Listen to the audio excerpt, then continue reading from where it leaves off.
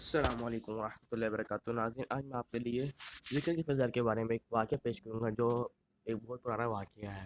ابھی شروع کرتے ہیں، پہلے میرے چینل کو سبسکرائب کریں، ویڈیو واچ کریں، آل ڈے جزاک اللہ خیر۔ بات ہے آپ کی کئی مہینے سے ویڈیو بناتا ہوں۔ ایک اور مواقع پر اشارہ ہے کہ آگاہ رہو کہ اللہ کی ذکر سے دلوں کے اطمینان حاصل ہوتا ہے اور اللہ کو بہت یاد کرو تاکہ کامیاب ہو جاؤ۔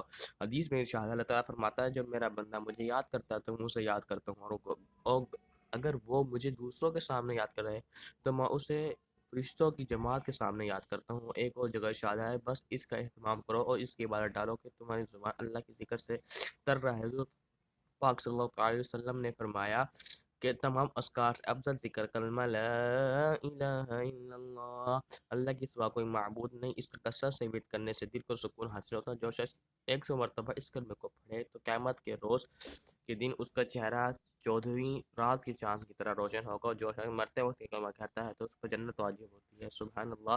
ابھی میرے یوٹیوب چینل کو سبسکرائب کریں، ویڈیو واچ کریں، آل ڈے جزاک اللہ خیر۔